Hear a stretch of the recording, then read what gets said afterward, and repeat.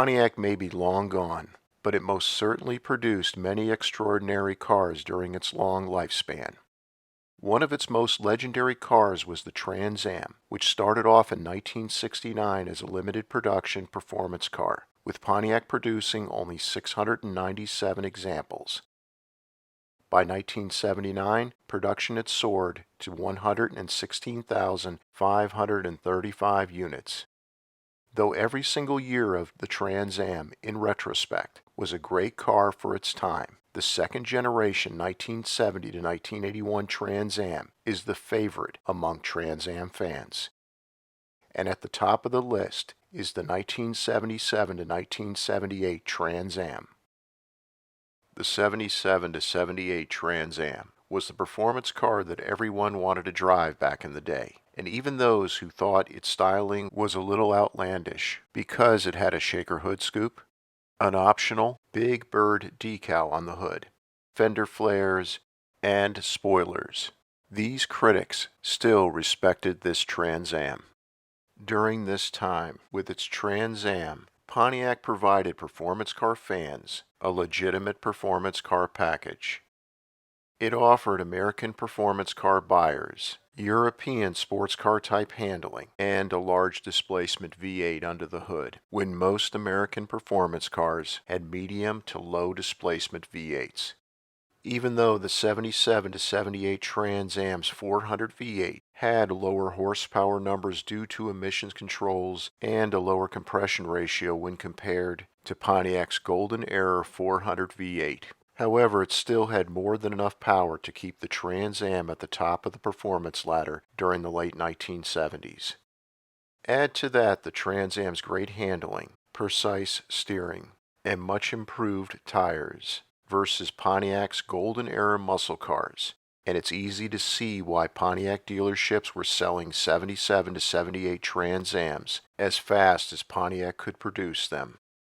Additionally, Pontiac offered the WS6 handling package, starting in 1978, which had improved shocks and springs, better sway bars, a better steering box, etc. That gave the Trans Am world-class handling and steering with a .80G skid pad handling figure, which was just as good as the best of the expensive European sports cars at the time. The 77 to 78 Trans Am styling was extremely bold, but it was beautiful. Pontiac had done a great job with periodically providing exterior updates to the front and rear of the second generation Trans Am. In fact, it did such a great job that when the 1977 update occurred, the second generation Trans Am was in its 8th model year, which back then was ancient for a car platform. Yet the 1977 to 1978 Trans Am was more modern looking than most 1977 to 1978 model year American cars. Its front styling had 2 stylish horizontal grille openings that housed 4 small square headlights.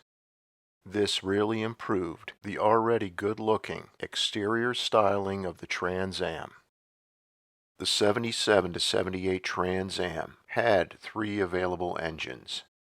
The base engine was the Pontiac 400 cubic inch 6.6-liter V8, which produced 180 horsepower and 320 pound-feet of torque. It was mandatory with a 3-speed automatic transmission. Optional was the performance version of the 400 V8, which was called the W72 Special Performance Package.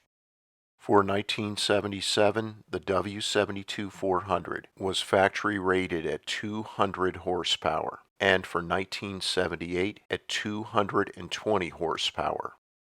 However, its horsepower rating was underrated. NHRA rated the W72 400 in stock form at 260 horsepower, making it the most powerful American performance car engine of the late 1970s. On the average, the 1977 to 1978 W72 Trans Am was good for 0 to 60 miles per hour in around 6.7 seconds, and the quarter mile in low 15-second range, which was lightning quick in the late 1970s, especially considering the Trans Am weighed in at a heavy 4,000 pounds with driver. The W72-400 was standard with a 4-speed manual transmission, which had a Hurst shifter. Optional with the W72-400 for 1977 and the first few months of the 1978 model year was a 3-speed automatic transmission. In the California market and high-altitude markets, the 1977 to 1978 Trans Am was only equipped with the 185 horsepower and 320 pound-feet of torque Oldsmobile 403 cubic inch 6.6-liter small block V8 and a 3-speed automatic transmission. Another reason why the 77 to 78 Trans Am was so appealing to car buyers was its laundry list of available options. There were numerous power and convenience options, such as an upscale velour cloth seating option and the very popular removable T-top roof panels option. The 77 to 78 Trans Am was offered in a limited production, special edition black and gold trim package, which is a car very sought after today by collectors. This black and gold special edition Trans Am had black exterior paint, gold pinstriping on the exterior panels, gold accents around the front grills, a gold interior dash bezel, and other gold accents. For 1978, the Trans Am was also available with a gold special edition package, which included a solar gold painted exterior with pinstriping, gold accents around the front grills, a gold interior dash bezel, and other gold accents. Not surprisingly, 1977 to 1978 Trans Ams are hot commodities on the classic car market, with values continuing to substantially rise. However, more importantly, the 1977 to 1978 Trans Am is a great milestone of Pontiac's glory days. Thank you so much for your support of this channel. Please subscribe, since your support is the reason this channel is a success. And please make sure to click on the bell icon so that you never miss a new video release.